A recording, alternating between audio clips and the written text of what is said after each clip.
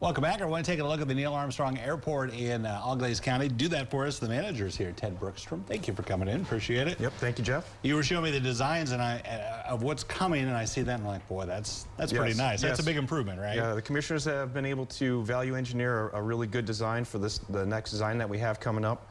It's going to be a stone and metal faced exterior. Really attractive design, it looks like. We'll have covered entrances on both the air side and the land side.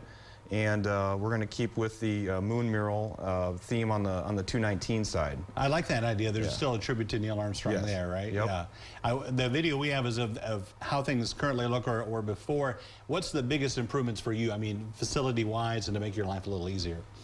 It'll be a nice improvement over what the old office area was. We'll be able to seat passengers more comfortably and more as we grow through time and how the region expands with business and whatnot.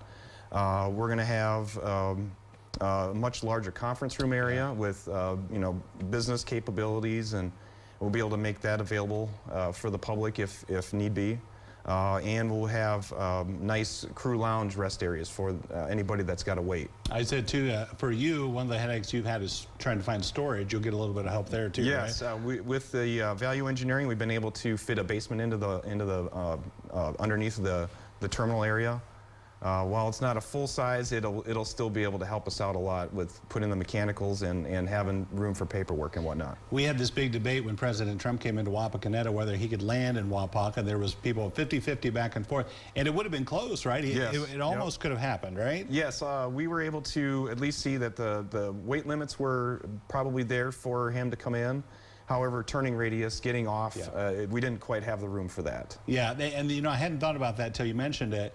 Your runway only has a certain weight limit, and that's a lot of tonnage coming in, isn't it? Correct, yes. While we weren't in the wet season we were earlier, which could have affected some of the landing weights, where could have had at least 180,000 pounds or more with those aircraft coming in. We didn't want to stress anybody out with that, so we had to punt, unfortunately. Yeah, well, as you said, you don't want to take any chances. Better safe than sorry. Yes. One of the things you were talking about too is you guys formed an Aviation Explorers Club, which makes a lot of sense in Auglaize County, doesn't it? Yes, it's a way for individual or students that are 14 to 20 years old. We're able to get them into the program that would help them with career development, and we also have a professional development as well that they could be sort of like an executive role within the group.